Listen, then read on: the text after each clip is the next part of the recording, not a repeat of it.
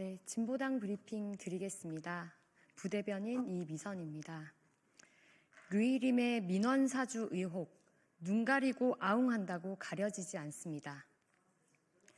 방송통신심의위원회와 국민권익위원회의 류일임 위원장 민원사주 의혹에 대한 조사 결과가 실망스럽기 그지없습니다.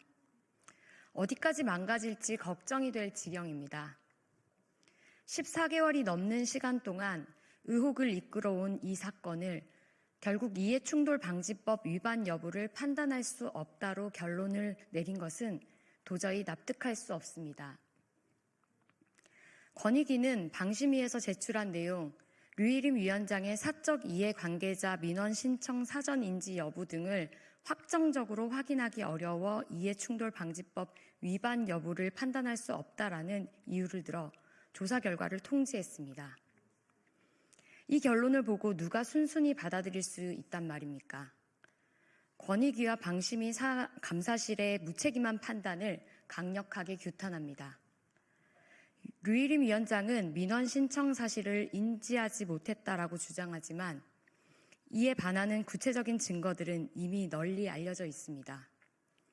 2023년 9월 14일 방심위 사무처에 위원장 보고자료 문서에 위원장님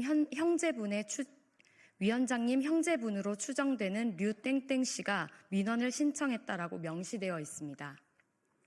류일임 위원장이 사전 인지했다는 명백한 증거 아닙니까?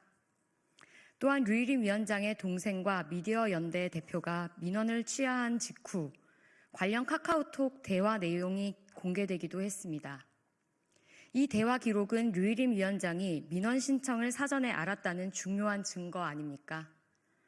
이미 하늘이 알고 땅이 아는 사실을 왜 방심위 감사실은 확인하기가 어려운 것입니까? 혹시 확인하고 싶지 않은 것은 아닙니까? 이번 사건을 이렇게 끝내려는 태도는 국민의 신뢰를 무너뜨리는 것임을 경고합니다. 공정한 방송, 건전한 통신 문화를 만들어간다는 방심위가 이렇게 망가지는 것을 우리 시민들은 내버려 두지 않을 것입니다. 그 진상을 다시 제대로 밝히십시오. 류일임 위원장의 민원사주 의혹과 관련해 이해충돌방지법 위반 여부는 반드시 재조사되어 철저히 밝혀져야 합니다. 두 번째 브리핑 드리겠습니다.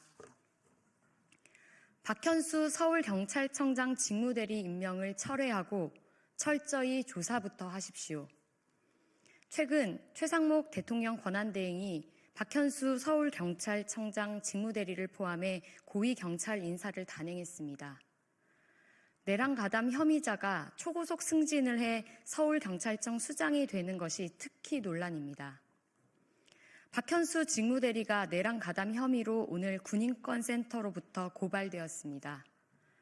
12.3 비상계엄의 당시 박현수 직무대리는 계엄군의 국회 진입과 경찰의 대응을 지휘한 중요한 역할을 했습니다.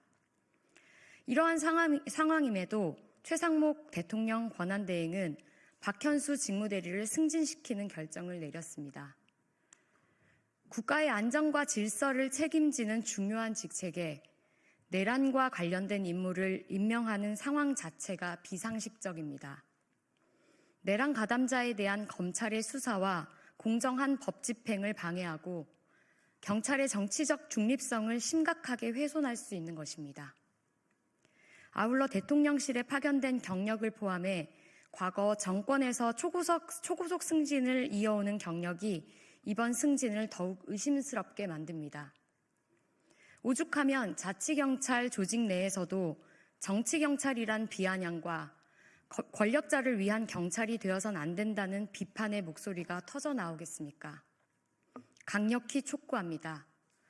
박현수 서울경찰청장 직무대리 임명을 즉시 철회하십시오. 경찰에 대한 시민의 신뢰를 회복하고 국가의 법과 질서를 지키기 위해서는 내란 의혹이 제기된 인물은 승진이 아니라 철저한 조사와 처벌이 응당합니다. 그 누구도 법 앞에 예외가 되어서는 안 됩니다.